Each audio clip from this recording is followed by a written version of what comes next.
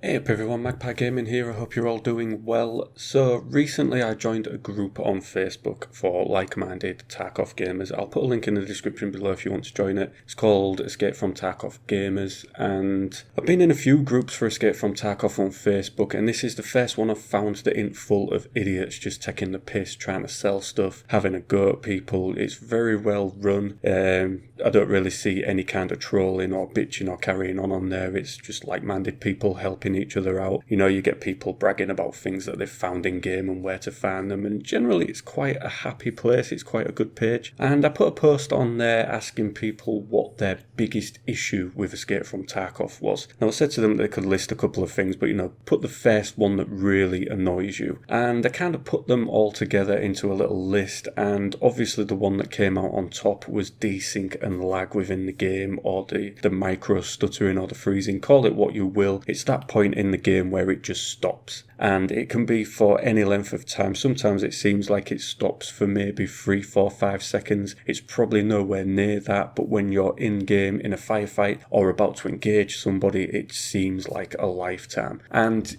I've got to say that personally that's probably top of my list for things that I really dislike with the game, the thing that really fucking pisses me off with this game. And it's always been the case that this lag will not be present at all while you're running around the map, looking at the nice scenery and whatever else. You'll spot a scav a little while away, you think, well, I'll leave him alone, I won't engage him right now. Turn around and bam, there's a PMC there, and it just freezes. And as it unfreezes, your shots are all over the place, you've missed the guy, he's took you out and he's walking away with your gear. And that more often than not used to happen to me a lot. Now I will say one thing for Battlestate, they did do something to the game that made that less of an issue. The engagements, for me personally anyway, got a little bit smoother for a while, a couple of months back, and they're not too bad now, but it still does happen. It's very annoying. It's almost as if the server can't really handle the information that it's got to process. There's too much going on for it to process, and either you or the other guy is going to suffer some lag at the point where you engage each other. So that for me is one of the big ones, and obviously for a lot of other people as well. If you was to take the little survey that I did as a cross-section of all Tarkov players, then that is the number one issue that we have with the game. You have to ask yourself, where does that happen? Well, Nikita himself says that lag can be caused by players spawning in. You can have scav players spawning in will cause it, just normal scav spawning in does cause it, a number of issues cause it, but you've also got to wonder,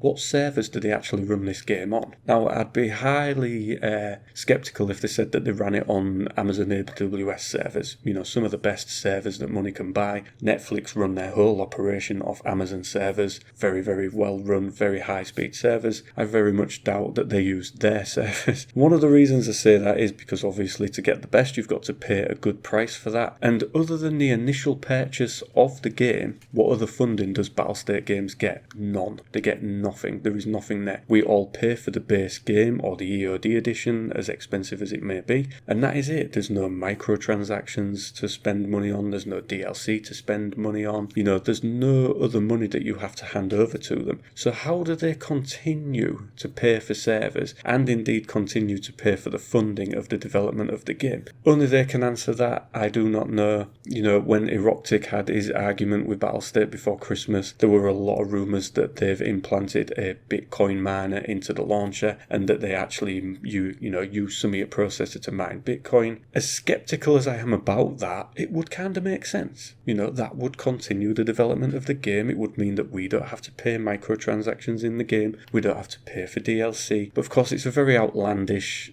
argument. It's probably not true at all. But if Battlestate says, look, we want to do this, it will continue the funding, how many people would actually have an issue with that? If they said that the performance wouldn't get any worse than what it is now, how many people would have an issue with that? I'm not too sure. So it does beg the question, how do they continue to fund the game? How do they pay for the servers? Now, of course, there will still be people every day buying this game. They will see it on Twitch and YouTube and various things like that, word of mouth, and think, yeah, that looks like the kind of game for me. But it's not as if Battlestate go on big advertising campaigns for the game. They do very little in terms of advertising the game, other than their website and Twitter and Facebook account, they don't push those into people. I don't think they pay for any kind of promotion for those social media sites. So it does wonder how they keep the turnover of players coming in to continue the funding of the development of the game. That's an unknown one. But anyway, getting back to things that really annoy us about it. People said about the menu system, which it does my head in, having to swap back and forth through those fucking menus. It's annoying.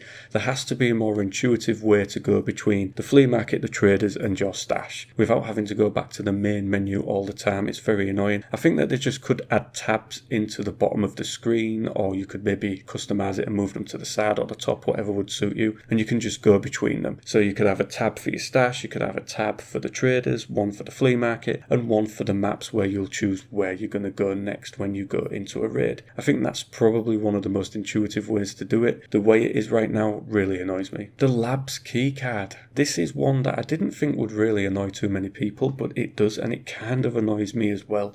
Is why are we paying for access to labs? Now I do realise that this is to do with the end game. This is part of the story driven bit that they're going to be adding. There's going to be top tier tasks that are going to be included on labs. But right now, the labs keycard is only there. Its only purpose it serves is to fund making money. You can buy it for 115,000 rubles and you can sell it on the flea market straight away for a good 35 to 40,000 ruble profit. But it's not stopping people going on that map. I think part of the reason they introduced the keycard system was to slow people down going on there, farming it for the loot that's on there, but it's still the busiest map in the game. It hasn't stopped people getting on. The only people it really stops are those that don't have the money to purchase a card to go on. So, should they scrap the keycard system? Should they lower the price? Should they increase the refresh rate of them with the therapist? I don't know. For me personally, I'd just scrap it and let people play the map. It's one of the best maps in the game. It's excellent for PvE and PvP. So I would just get rid of that.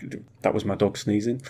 I would just get rid of the card and just allow people to play the game. But, that's just my opinion. A couple of other people mentioned it in that post that I did, said they didn't really see the need for the key card. So, but yeah, let me know in the comment section down below what you think about that one. Next up, and this is a personal one for me, it's graphics settings. Doesn't matter what graphics settings are changed with the game, nothing really changes with the overall FPS of the game. The overall look of the game and the quality of what I see on the screen will change, but the FPS doesn't change too much. Now, I do realise that that's all down to Unity Engine. There's not a great deal that can be done about that right now. That will most likely get worked out when they move over to the new version of Unity. But I was running recently at 1440p resolution with everything at Ultra, and on Shoreline, for example, I was averaging around 50 FPS. Not too bad, it was playable, the game looked very good, I was enjoying it, engagement seemed okay, etc, etc. I dropped down to 1080p and medium graphics settings, probably gained about 10 FPS. Now if I was to do that in any other game, I would be gaining massive amounts of FPS, but again, I know it's down to Unity Engine, but I just feel that we have all these graphics settings, and very few of them seem to change things for me.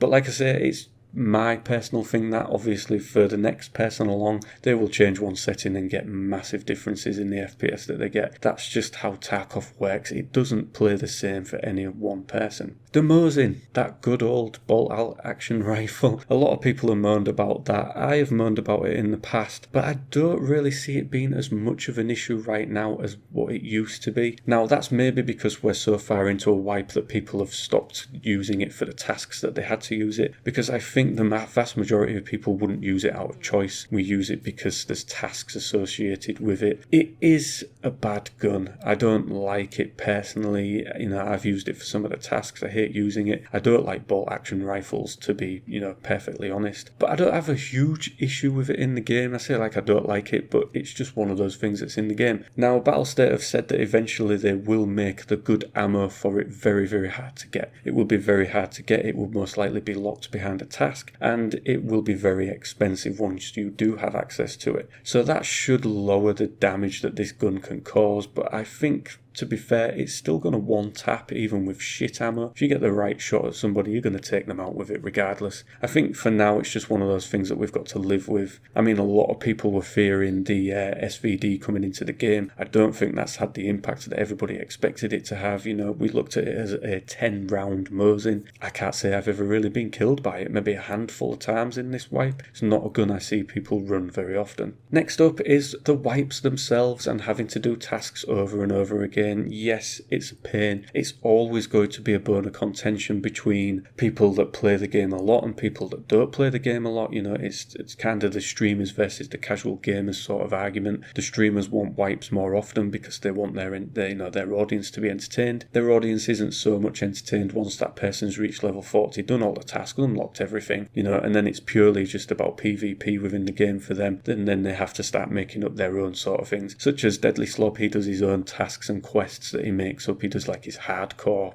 challenge and things like that. I think they're good. I understand the need for the wipes. You know, it is a beta, they need to test things, certain things need resetting from time to time. It is a pain having to go back through all of the quests, especially since 11.7 they changed things with the quests that made some of them just so annoying. I mean, for instance, Skier's first quest, kill 6 PMCs with a pistol. Not the easiest of tasks for some players out there. You know, some players will rattle that task off in an hour. For me, it took me around 2.5 hours, and I went through about 20 odd clocks on factory to do it. And, you know, admittedly, I am not the best player at Escape from Tarkov, but it's one of those quests that is going to hold casual gamers back. Being a casual gamer myself, you know, it was a hard task to do. So I would like that task to still exist, but I would like Skier to maybe have another task that people can do and move his quest lines on. You know, the 6 one, make capping 6 people with a pistol a really high reward one, but don't make it a necessary one, I think would be a good answer to that. But yeah, I get it. The wipes have to happen, the tasks have to be changed, but Battlestate have said that they are going to work on the quest lines and they're going to change those in the coming patches, so we'll see how that progresses as development goes on. Matchmaking was another one that people said should be in the game. Now I don't know how that's going to work. At the moment I feel like maybe this should have some sort of matchmaking within the game. You maybe should be pooled with players that are of a similar level to you, but then starting out, you're never going to get that great kill. You know, you're going to have a Saiga 9 and you're going to take out a well-leveled, you know, well-geared player and get his stuff. You're going to kind of miss out on moments like that. So, but it would also solve the argument for a lot of people that say they don't like hatchlings running on their, on their games. Lower-level people tend to hatchling quite a lot. It's one way. It's a legit way to play the game to get some money in, but highly geared players don't like being taken down by them, and I can kind of see that argument. Although as a hatchling it's a really good thing to do. So matchmaking, I don't know, I'm really not sure how they would implement that within the game and how the community as a whole would feel about that. For me, I would kind of leave it the way it is. You know, as a lower level player going in against higher level players, it's a challenge, and I like that challenge. It's what I play this game for.